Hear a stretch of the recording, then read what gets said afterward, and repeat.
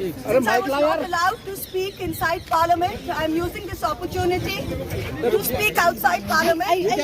I thank all my colleagues as part of the India Alliance. I thank my party, everybody for standing by me. The 17th Lok Sabha has indeed been historic.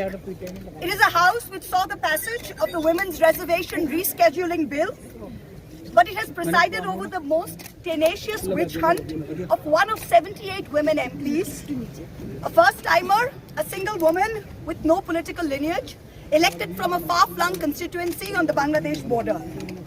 This Lok Sabha has also seen the weaponization of a parliamentary committee. Ironically, the Ethics Committee, which was set up to serve as a moral compass for members.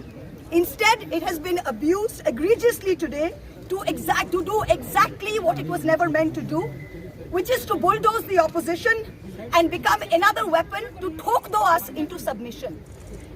This committee and this report has broken every rule in the book. In essence, you're finding me guilty of breaching a code of ethics that does not exist. The committee is punishing me for engaging in a practice that is routine, accepted, and encouraged in the House. The findings are based solely on the written testimonies of two private citizens whose versions contradict each other in material terms, none of whom I was allowed to cross-examine. One of the two private citizens is my estranged partner who, with malified intention, masqueraded as a common citizen in front of the committee. The two testimonies have been used to hang me. They're at polar opposites to each other. The complainant says I accepted cash in consideration from a businessman to ask questions in furtherance of his commercial interests. But the businessman's suo motu affidavit says I pressurized him into uploading questions to further my agenda. The two are at polar opposites. The Ethics Committee, without getting to the root of this, has decided to hang me. There is no evidence of any cash, of any gifts, anywhere. The recommendation of expulsion is based solely on the ground that I have shared my Lok Sabha portal login. There are no rules whatsoever to govern the sharing of logins. As the hearing of the Ethics Committee demonstrates, all of us MPs are conveyor belts to get questions from the public, from citizens, and to voice that in Parliament. What is important is that if this Modi government thought that by shutting me up, they are going to do away with the Adani issue, let me tell you this, that this kangaroo court has only shown to all of India that the haste and the abuse of due process you have used demonstrates how important Mr. Adani is to you and to what length you will go to harass a single woman MP into shutting her into submission.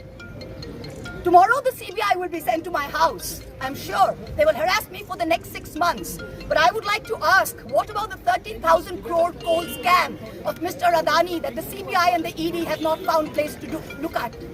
You tell me I have compromised national security with a login portal? Mr. Adani is buying all our ports, all our airports, and his shareholders are foreign professional investors, and the Ministry of Home Affairs is giving them clearance to buy all our infrastructure.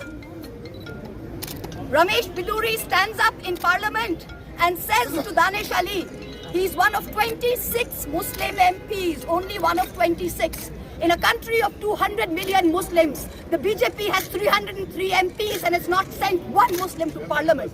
Ramesh Biduri stood up and told Danish Ali, ye padwa, ye katwa, no action has been taken.